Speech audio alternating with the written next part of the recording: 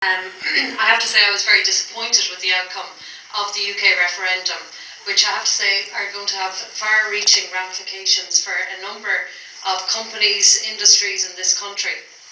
And that's not to say that I believe that the EU is perfect. Far from it. I believe that it needs reform and it needs to do less and do things better. But I'll never forget in particular waking up that morning and hearing the outcome of the referendum, and I have to say I was quite simply astounded with the result. It took hours for it to hit home, in particular to find that our neighbour shot themselves in our foot, and the impact that that's going to have on us as a country. But I suppose if I'd reflected for a period of time on the kind of engagement that I had with family and friends in the UK, I shouldn't have been so surprised. And one person in particular stood out in my mind, somebody who went to college with me here in Dublin, and she very much was a liberally minded individual. And I asked her how she was voting some number of months away from the referendum date, and her response to me was out. And when I questioned it, she reasoned with me that it was because of the immigrants. So when I spoke to her a little bit more about it and told her that she was an immigrant in Ireland, that she was educated in Dublin, even though she was from Liverpool, that whole fact seemed lost on her. And then she responded to me that they're taking our jobs. And right there and then, I suppose it really struck me, how polarising elections have become, and in particular referenda, in recent years, and how they've been driven by division and hate. And I suppose we've seen this over the course of the last few months in Austria, in the elections there, and to a lesser extent in the Italian referendum, and of course to a greater extent in the US election with Donald Trump. And it certainly is a regrettable feature of international politics, and while it is a broader issue, which isn't the focus of tonight's meeting, there's no doubt that the consequences of such political shifts are. Because there's no underestimating whatsoever the potential threat a hard Brexit will have on our economy, an economy that is so dependent on a close trading relationship with Britain. And just to put it in perspective, the UK is the second largest economy in the EU behind Germany, and it's the fifth largest economy in the world. But more critically, it's Ireland's special relationship with England, and the fact that it's our biggest trading partner, with over €1 billion in goods and services being exchanged between our countries on a weekly basis, and the fact that there are 200,000 Irish households dependent on the relationship, that really sums up the breadth of the challenge that is facing our country. So I feel that it is absolutely critical that we keep trade open with the UK for as long as possible, but crucially that we try and negotiate a special position deal with the powers that be in Europe, which recognise our unique trading and historic relationship with the UK. Because if Europe insists on a hard Brexit, the impact on us as a country, and particularly the retail industry, which, as the Minister has outlined, is the largest private industry employer in this country with 282,000 people dependent on jobs in it, it could very, very well jeopardise the 42,000 Irish businesses that survived the recession, of which 83% of those are Irish owned, and 75% of those which are family-run businesses that provide 282,000 jobs throughout every village, town and city in this country, and contribute 5.7 billion on an annual basis to the exchequer. And although as Ireland, we all know what the last number of years have been like, and the fact that we have encountered similar economic challenges in the not too distant past, and we certainly overcame them with that unique resilience that Irish people seem to have. It is frustrating at this point in time to see that our mettle is being tested again, and the fact that we're thrust into another economic debacle not of our making.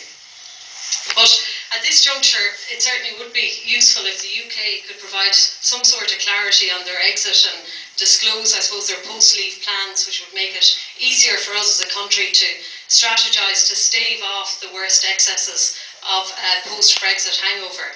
But it's very hard, I suppose, for us as a country to expect any degree of transparency, given that the UK don't exactly know what they're doing and how they're going to do it. So from the date of invocation of Article 50 to the actual leave date, we'll be facing years defined by uncertainty, unpredictability, and I suppose a period of destabilisation as well. And there's no doubt economic growth figures have or will be adversely affected into the future, and despite the best efforts that are being made by government and state agencies, But early indicators, in particular in relation to the retail industry, are worrying for us, because last month there were two reports that were released relating to the industry. One from the KBC Bank, their Consumer Sentiment Index, and also the Visa Spending Index, where both recorded a downward trend for the industry. And they concluded that in December 2016, overall expenditure by householders was down. There was a fall in consumer confidence, which marked a 22-month low. Online spending was up by 15.4%, and most of that was focused on purchases being made on British retail operations. Face-to-face spending was down in shops for the third successive month, and clothing and footwear didn't report a rise in spending at all, which is unusual given that it was over the Christmas period. And then you look at the situation in the UK and the fact that their statistics are a little different, in that consumer spending rose by 2.6% last year, and in Northern Ireland, where they recorded a 3.3% increase in employment. So it's clear at this point that there is a leak in spending to the UK, and it's hurting Ireland. And the fact of the matter is that this will probably continue, at least in the short term. And I have to say, there has been a change in terms of consumer trends, and that leak is being aided and abetted by the virtual phenomenon of online sales, and the increase of that, and certainly the return of cross-border trade, which is almost always driven by the devaluation of sterling, which is making it more attractive for people to buy in the UK. And I was only in Newry recently, and I saw shops advertising pound for euro parity, which obviously is presenting a big challenge to many of our members. But that's not just me saying it either about online situations and the fact that the figures are up with people buying online. Recent figures have been released whereby €850,000 is being spent every hour online in Ireland, and regrettably 70% of that money is going out of our country. So when you consider then that 17% of Irish SMEs are not online, and of the remaining 83% that are online, that 75% of those cannot process payments on their websites, it's clear that the challenge to retail is enormous in this country. But more broadly, the further depreciation of sterling will continue to push up Irish import prices and make exports less competitive, which obviously poses challenges for Irish brands, as their equivalent UK competitors will now be more cost competitive than our products. And while new markets can be developed over time, which I understand Enterprise Ireland are doing huge work in this regard under the direction of Minister Micheál O'Connor, and they're certainly busy intensifying their efforts, I feel that the UK is simply too large a market for Irish companies, and in particular for food and drink companies and exporters, to lose their market share. But particularly when you consider the cultural sameness and the consumer tastes, and the fact that there are similar packaging requirements between the two countries. So, what might be left as a consequence of that is the knock-on effect will be that different cost models will emerge, when traditionally the UK and Ireland were seen as similar markets. And the potential change of supply terms and lead times will also add to the cost of goods, which in turn will affect retailers and their profitability and competitiveness. But in the longer term, the outlook is a much changed marketplace and trading relationship with our closest neighbour.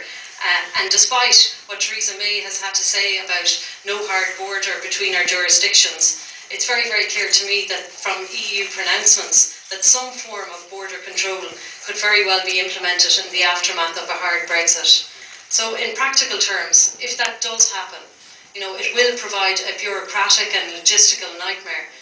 for anybody who's importing goods and products between the UK and Ireland, but more particularly between north and south. We could be looking at long delays, queues of trucks at the point of entry, which in turn will affect the cost of goods and put pressure on margins that currently don't exist. But I have to say, it's not all doom and gloom, and I think tonight provides a great opportunity for us to discuss these issues. And for that purpose, I want to commend Minister Micheál O'Connor for getting the conversation started here in South Dublin and putting the issue firmly on the agenda in her work in the department, which many of you might not be aware of. I know because I've been involved in a number of events that the Minister has hosted and for us.